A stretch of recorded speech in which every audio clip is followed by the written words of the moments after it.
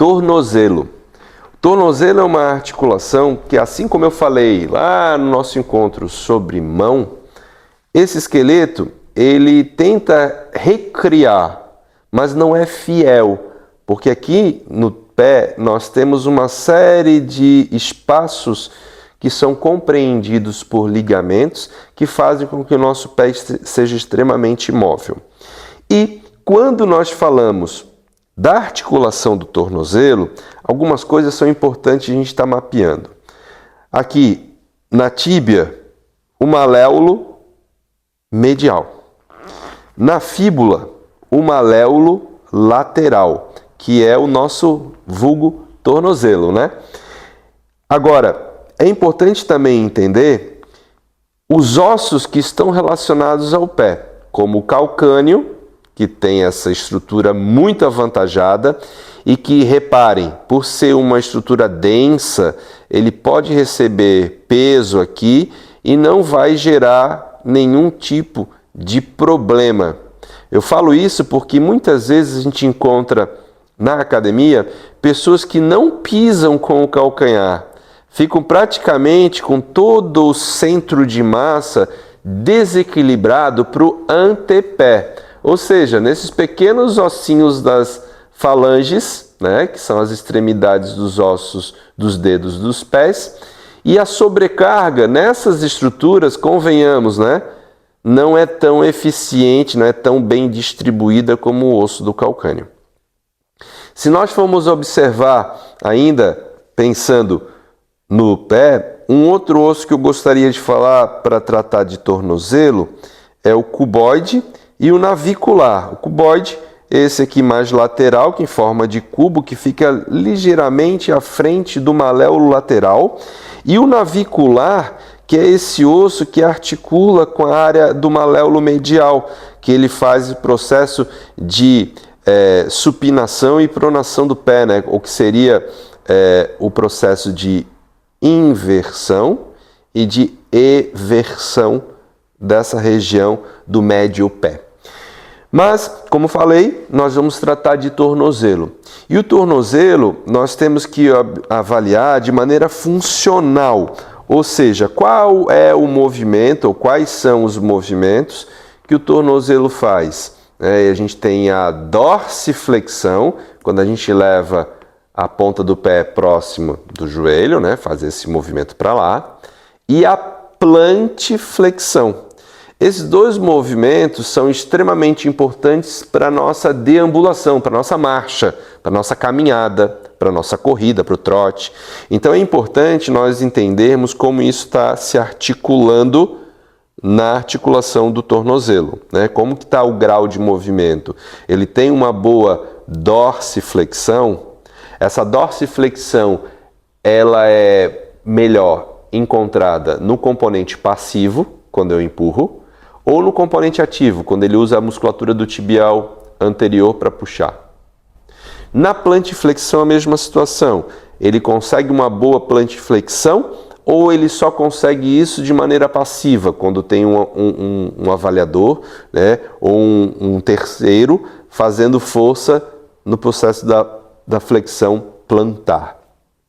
Aí é importante nós entendermos algumas questões que transcendem aqui a estrutura do tornozelo, que é nas lesões, né? Nas lesões por entorse.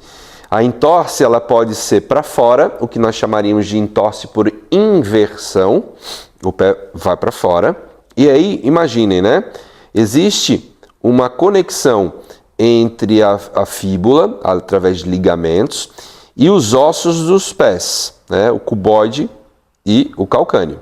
Agora, imaginem vocês se essa inversão ela supera a capacidade que esses ligamentos têm de sustentação e ocorre ruptura. Se ocorre uma ruptura parcial ou total, nós temos a fíbula, esse osso lateral que parece uma bengala da tíbia, ela vai se deprimir. Então, numa inversão, nós não temos que tratar somente o tornozelo, o edema dessa região. Nós temos que entender que a fíbula aqui em cima, a cabecinha, ela pode ter deprimido, ela pode ter caído, ela pode ter diminuído aqui o posicionamento. E a movimentação vai ficar prejudicada. Então nós temos que inspecionar toda a perna para ver não somente o maléolo, mas até a região do platô tibial, medial, da fíbula, lá do começo até o final, né, ou até o começo, né, do final até o começo, na cabecinha da fíbula, ver se ela está se articulando adequadamente, né, pedir para que ele faça um movimento de 90 graus de joelho e faça um movimento de rotação interna e externa com o pé, né, porque no posicionamento de 90 graus, isso acaba acontecendo aqui no platô tibial, onde a nossa cadeia está aberta, né? E isso é importante nós estarmos avaliando. Mas eu chamo a atenção para uma coisa que é extremamente prevalente, que envolve tornozelo e envolve o nosso próximo assunto, que é joelho, que são os valgodinâmicos. Mas eu não vou falar sobre o valgo de joelho, eu vou falar especificamente do posicionamento de pés em relação à patela.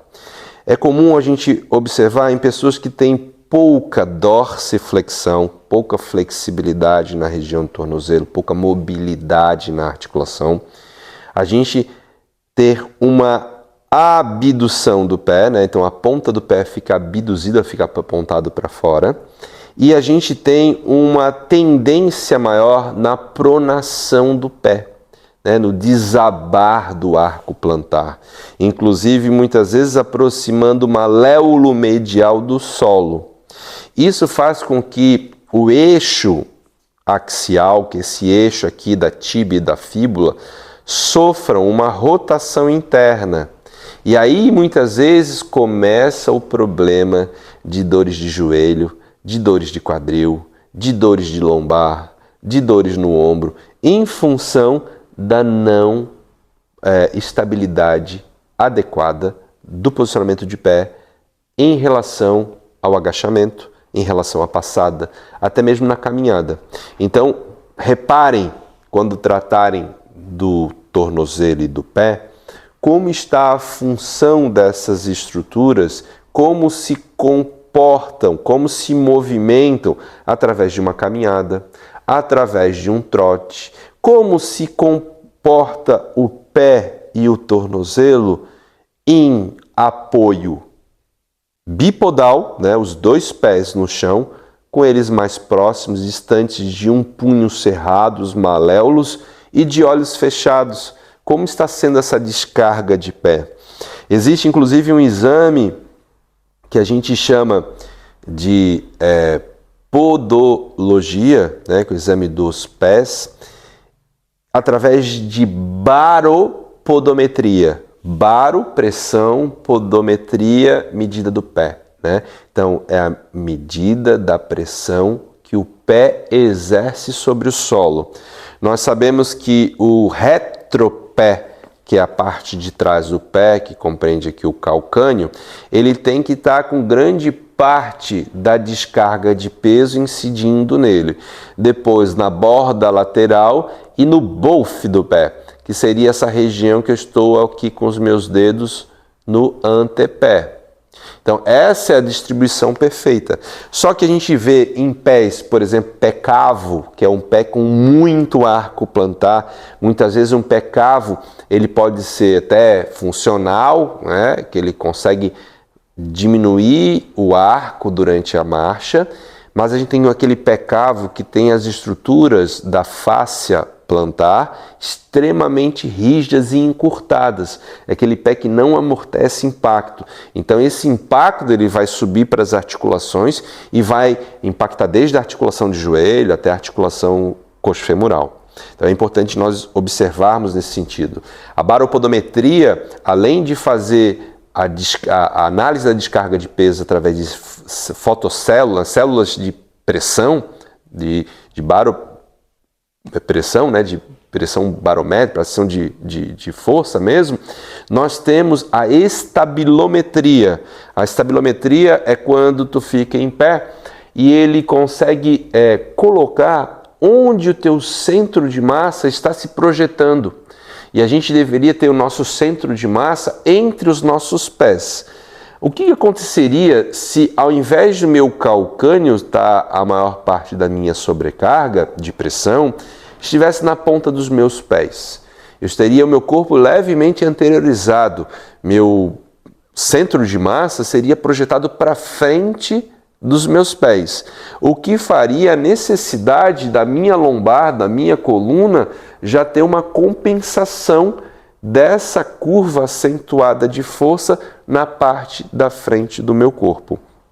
Então isso é importante nós estarmos analisando, observar aquilo que a gente mais conhece, que é o agachamento, e como responde, né? Está tendo agachamento profundo, está conseguindo quebrar a paralela, ele mantém a estabilidade do joelho durante todo o curso de movimento, ou durante determinado momento ele fascicula, né? A musculatura treme, ou então ele tem uma depressão de determinada área, como o arco plantar, ele se deprime, fazendo com que o pé ele prone, ou um pé que se mantém estável, mas o joelho faz um valgo dinâmico, e dinâmico porque ele vai fazer justamente quando ele é sobrecarregado, né? Valgo dinâmico, ele pode ser normal, estático, mas a partir do momento que ele faz a sobrecarga, ele implica em fazer um movimento que demanda aquela estrutura, ele faz o valgo dinâmico, ele acaba tendo